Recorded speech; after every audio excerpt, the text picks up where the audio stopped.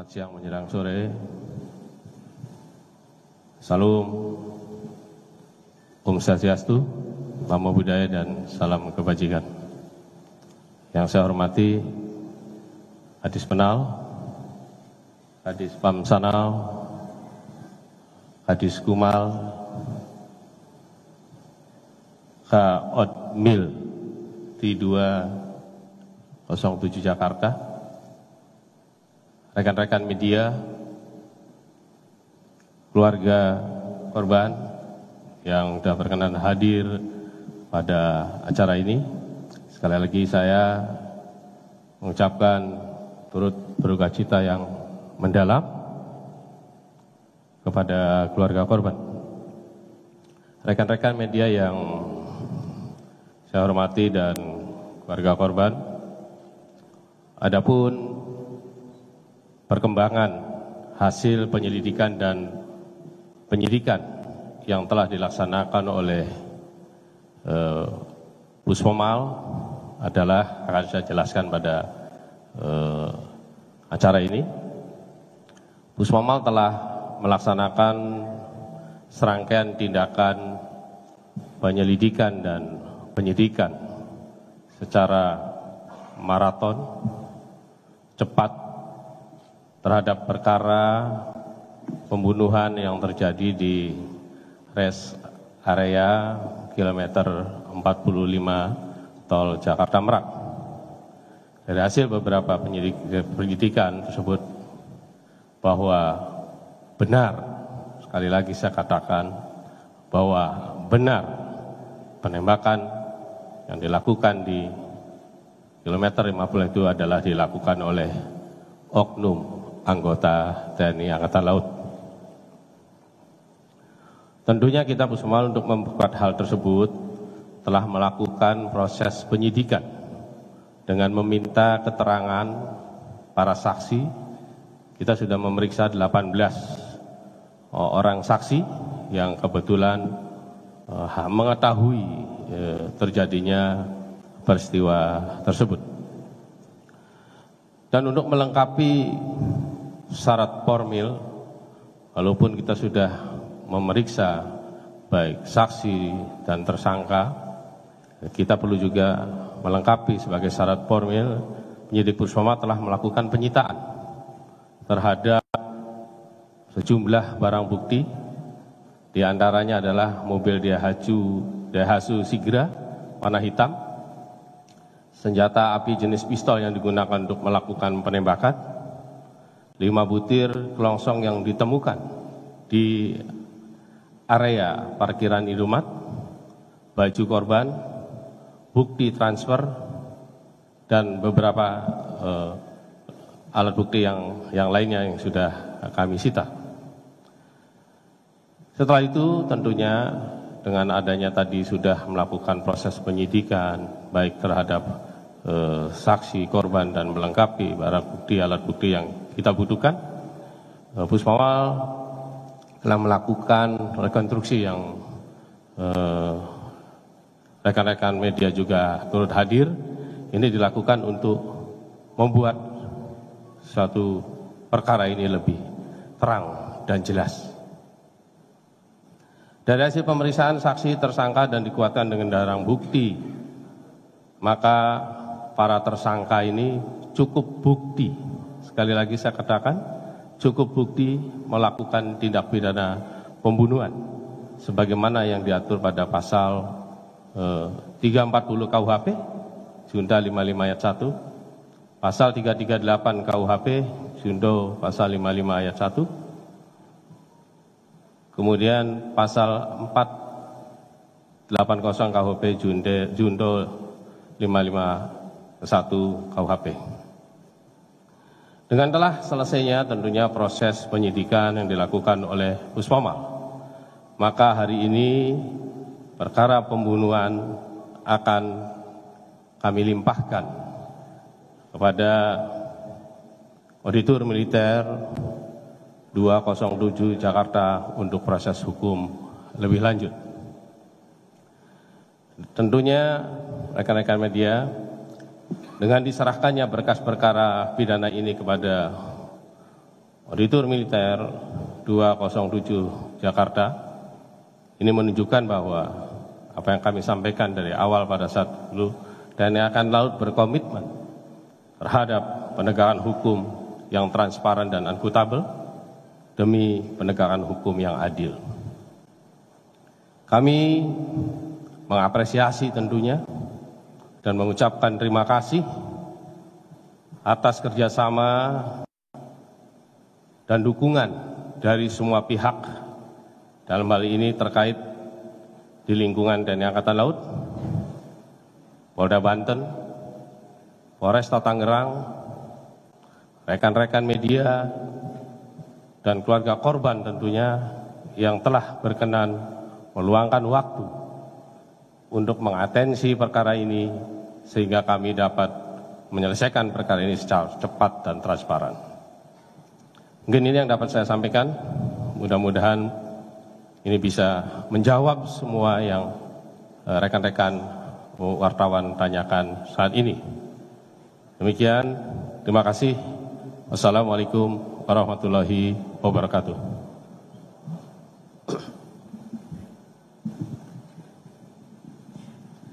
Dan untuk selanjutnya yaitu sesi tanya jawab. Kami persilakan untuk yang ingin bertanya, kami membuka sesi tanya jawab. Assalamualaikum, selamat siang. Dan Puspamal, Pak Kadis, saya Sahrul dari Jawa Pos ingin bertanya beberapa hal. Tadi kan disampaikan pasal yang dikenakan salah satunya 340 itu pasal pembunuhan berencana. Itu dikenakan kepada 3 tersangka atau memang berbeda-beda? Karena kalau kita lihat perannya dalam rekonstruksi itu kan berbeda-beda, dan yang melakukan penembakan kan 1 orang tersangka ya Pak. Yang pertama itu. Kedua, mungkin boleh disampaikan juga kalau memang pasal yang dikenakan berbeda-beda ini ancaman hukumannya masing-masing tersangka ini berapa lama?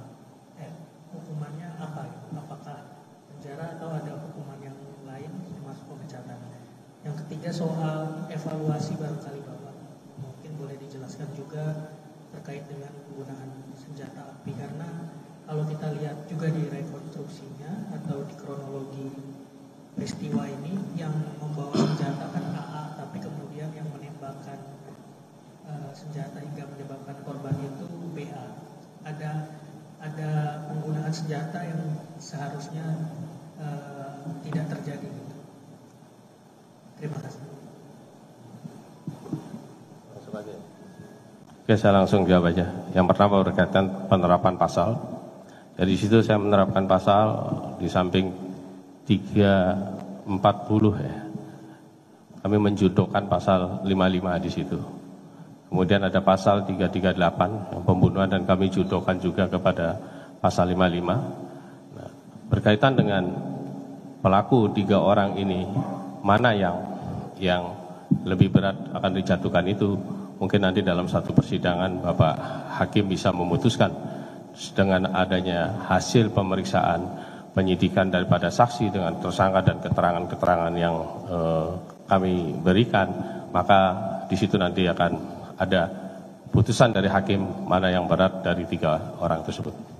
Kemudian berkaitan dengan evaluasi, saya mengucapkan terima kasih apa yang disampaikan berkaitan dengan evaluasi. Ini sedang kita evaluasi ke dalam berkaitan dengan penggunaan senjata, apakah setelah selesai tugas itu akan dikembalikan dan sebagainya. Itu menjadi satu bagian saran masukan yang baik untuk kami untuk mengevaluasi penggunaan senjata. Ya, terima kasih.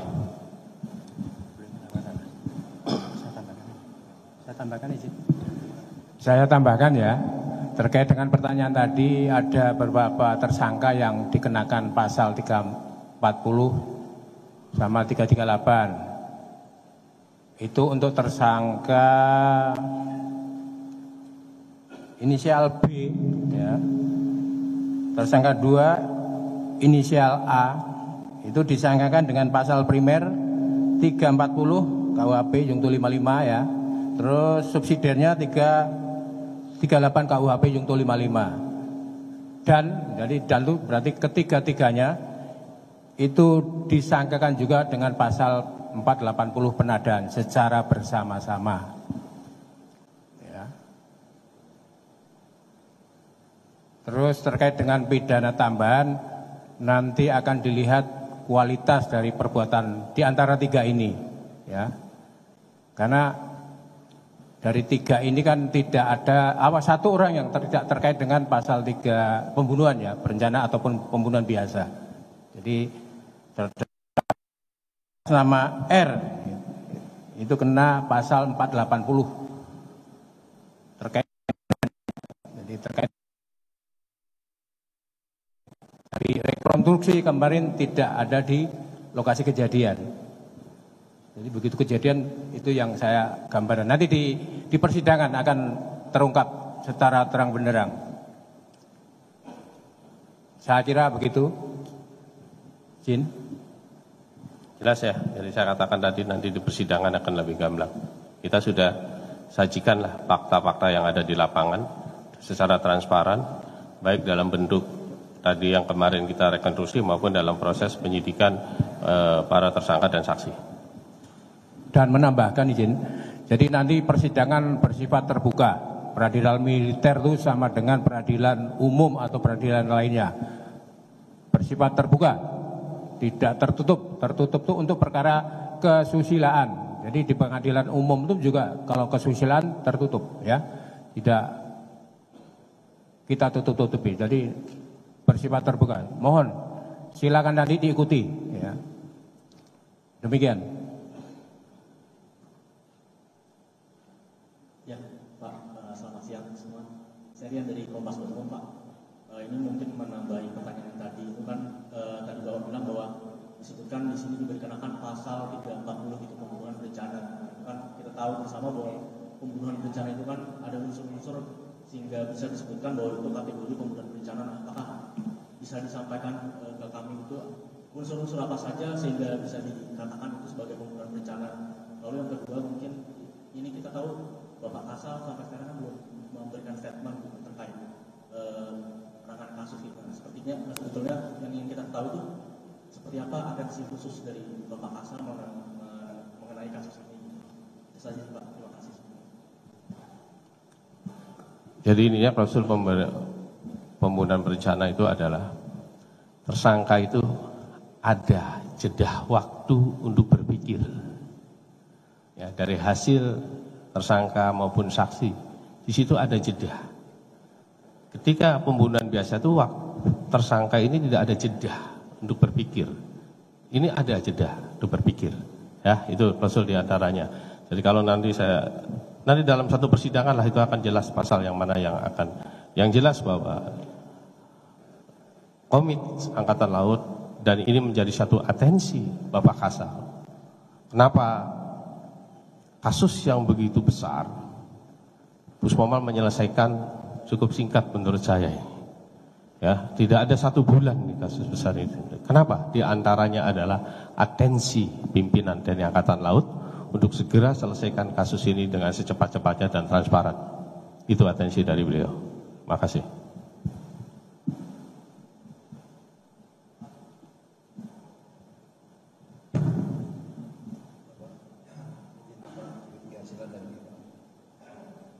Mungkin pertanyaan untuk kawan Nino dua, Pak. Kalau hari ini kita menyerahkan tersangka dan berita acara Nino dua, itu bisa dijelaskan tahapan berikutnya. Apakah setelah ini langsung persidangan atau butuh waktu menuju persidangan yang terima kasih. Terima kasih. Kemudian kami jawab dan kemudian. Jadi hari ini rencana berkas akan diserahkan ke Auditorat 207 Jakarta. Selanjutnya kami sudah menghitung kira-kira 2 minggu. Nah, nanti akan kami teliti ya, hari ini kami teliti 2 minggu mungkin sudah selesai. Ya, SPH Bapat akan kami kirim ke Papra. Secepatnya kami sudah koordinasi sama Bapak Kekum Armada untuk segera diterbitkan Kepra, keputusan penyerahan perkara, untuk dilimpahkan di Pengadilan Militer 208 Jakarta. Jadi kami maraton ya, secepat-cepatnya. Jadi maksimal kami sudah koordinasi sama staf 2 minggu, mudah-mudahan sudah selesai. Di kami ya, di auditorat ya. Nanti persidangannya kami sudah koordinasi sama pengadilan militer untuk dipercepat dan transparan. Ya, monggo diikuti. Ya. Gimana, cukup Pak? Jelas?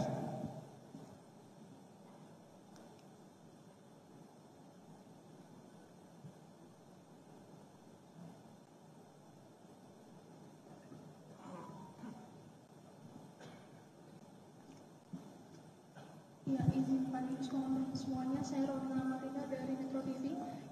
Izin bertanya terkait dengan keberadaan para tersangka ini, Pak. Ini nanti tersangka akan dibawa ke sini apakah justru nanti akan kembali dimunculkan ketika dalam persidangan atau seperti apa? Terima kasih. Nanti ketika penyerahan, nanti para 3 tersangka akan dihadirkan di belakang ini. Ya. Jadi kami efektif dan efisien kami terima di sini. Ya, tidak menjadi masalah. Ya, nanti sesinya akan dihadirkan. Kita hadirkan bersamaan dengan penyerahan berkas dan kita serahkan tersangka di sini. Ya, tinggal nunggu saja.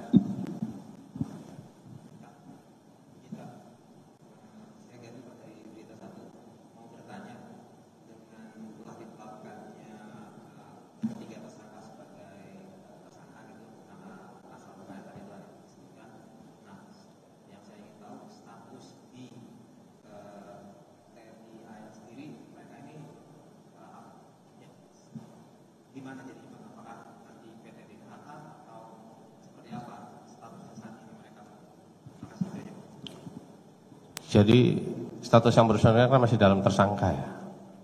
BDDH atau tidak itu dan ini dalam hasil putusan setelah sidang hakim. Ya. Jadi yang bersangkutan statusnya sekarang itu masih tersangka. Nanti kita limpahkan dalam satu proses, nanti akan penjatuhan hukumannya apakah ada hukuman tambahan sebagaimana disampaikan oleh Kak Odmil. Apakah ada tambahannya nanti dari pemecatan atau tidak, nanti dalam suatu proses persidangan.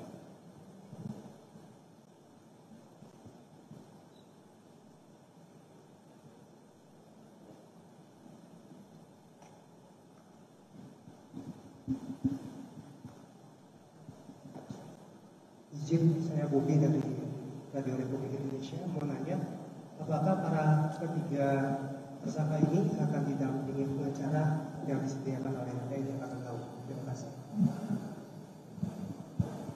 Iya, akan didampingi karena itu merupakan satu syarat dalam satu persidangan. Setiap tersangka itu adalah, kalau dalam satu persidangan bukan tersangka lagi, itu sudah terdakwa ya.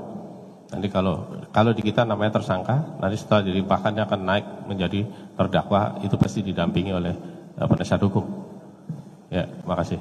Dengan ancaman pasal segitu, itu wajib hukumnya didampingi PH dari awal, sejak penyidikan sampai nanti persidangan. Jadi pasalnya kan tidak main-main ini.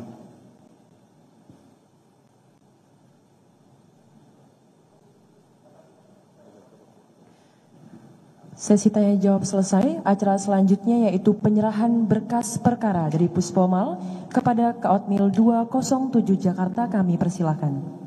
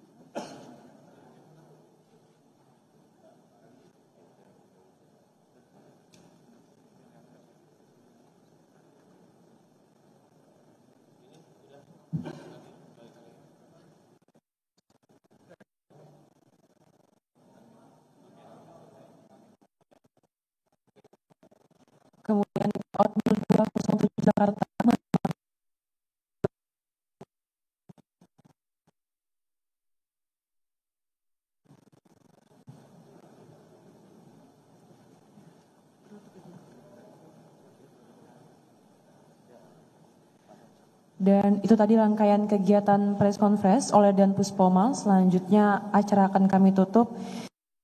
Perhatiannya dan kami ucapkan terima kasih kepada teman-teman awak media yang sudah hadir pada siang hari ini. Kami mohon maaf apabila ada salah kata. Kami mewakili segenap panitia yang bertugas, kami undur diri. Wassalamualaikum warahmatullahi wabarakatuh.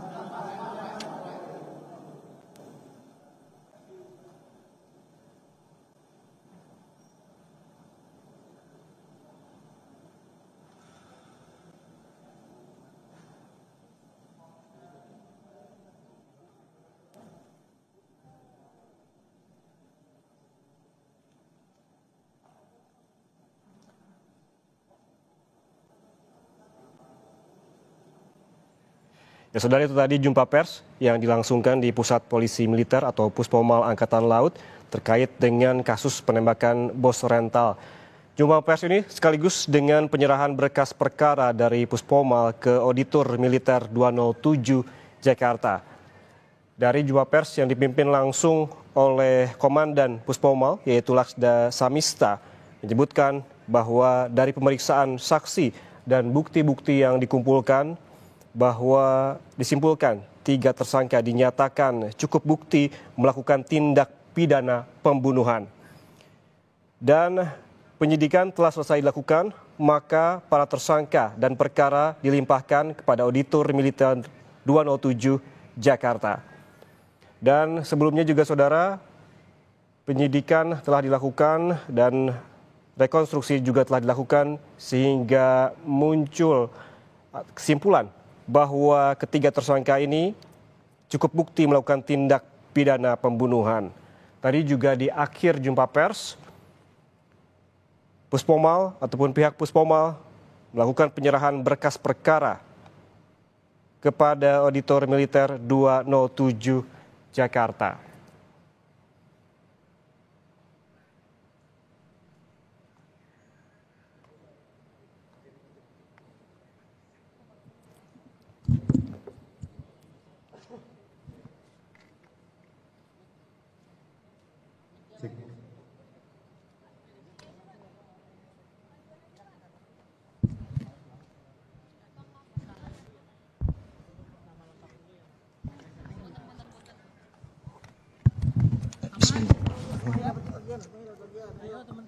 Saya Rizky Kamsyaputra, pihak dari keluarga korban, ayah saya. Pertama-tama saya ingin mengucapkan terima kasih banyak kepada Puspomal, terutama dari Bapak dan Puspomal sudah berkomitmen untuk transparan dan akuntabel menangani kasus penembakan ayah saya. Dan kami juga kita bareng-bareng untuk mengawali sampai tuntas kasus ayah saya dan agar menciptakan rasa keadilan bagi kami selaku pihak korban. Gitu, terima kasih. Nanti dalam persidangan apakah juga akan terus hadir? Ya, kami akan terus ikutin prosedurnya dan kami juga berterima kasih kepada kawan-kawan dari ARMY, kebetulan dari Pak Ketum ARMY sudah mau jauh-jauh dari Bali datang langsung untuk mendampingi kami dan kita bareng-bareng untuk melihat proses ke depannya begitu. Terima kasih. Keluarga, apakah itu sudah sekiranya sesuai dengan keinginan dari keluarga? Iya, ketika tadi saya mendengar pembunuhan berencana, saya, keluarga dan abang saya pun sangat merasa puas dengan pasal yang dilakukan oleh pelaku begitu.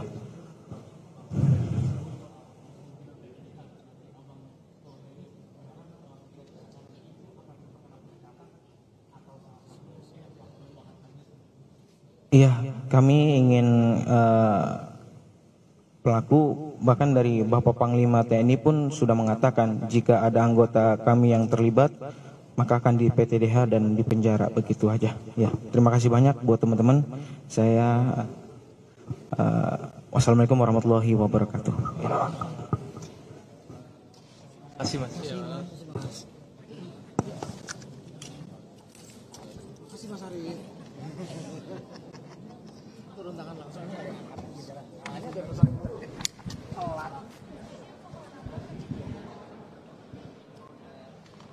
Maaf ya saya, maaf banget.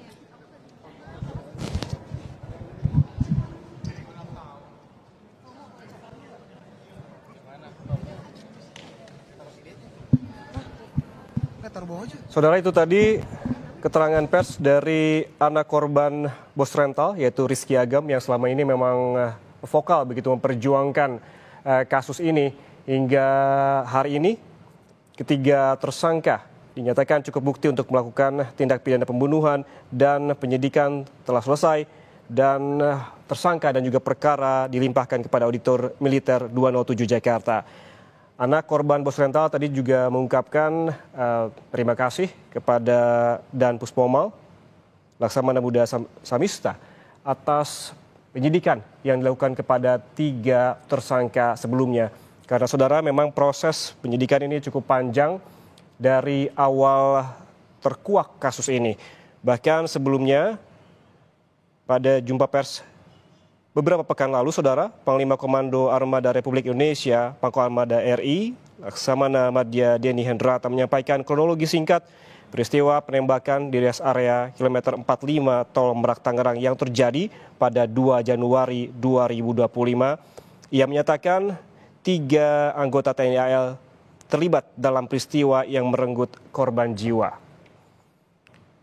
Ia juga mendapatkan informasi ataupun pihak TNI AL mendapatkan informasi bahwa 3 anggotanya yang berada di Pangkalan Pondok Dayung, Tanjung Priok, Jakarta Utara mengalami pengeroyokan, di mana hal itu juga kembali dikoreksi oleh TNI AL dan melakukan penyidikan lebih lanjut hingga melakukan rekonstruksi.